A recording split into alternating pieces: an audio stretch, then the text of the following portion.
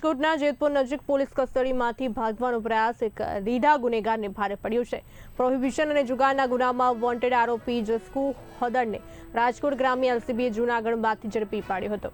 જોકે જેતપુર લાવતી વખતે આરોપીએ પેશાબ કરવાનું બહાનું બતાવી પોલીસનું વાહન ઊભું રખાવ્યું હતું। વાહનમાંથી ઉતરતાની સાથે જ આરોપીએ પોલીસને ધક્કો મારીને ફરાર થવાનો પ્રયાસ કર્યો।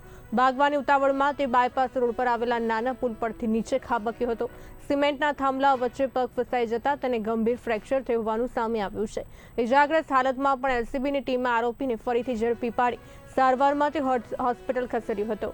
ચોરી, લૂંટ, દારૂ અને જુગાર સહિતના 10 જેટલા ગુનાઓમાં સંડોવાયેલા આરોપી સામે હવે વધુ કાયદેસરની કાર્યવાહી હાથ ધરવામાં આવી છે।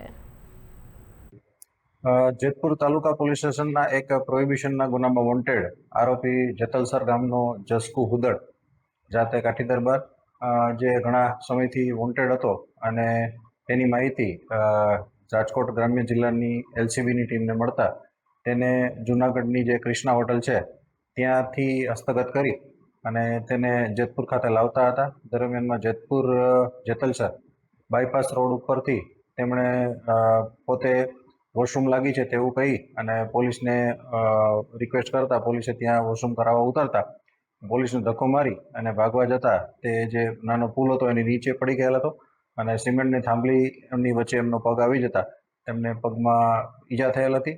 ફરીથી એમને હસ્તગત કરી અને અહીંયા જેતપુર ખાતે લાવી અને એની હોસ્પિટલમાં જે સારવાર કરાવી અને અત્યારે હસ્તગત કરવામાં આવે છે। આરોપી પર કેટલા ગુના ઇતિહાસ છે? આરોપી છે એના ઉપર ટોટલ ચોરી, લૂંટ, પ્રોહિબિશન અને જુગાર એમ મળીને 10 જેટલા ગુના નોંધાયેલા છે।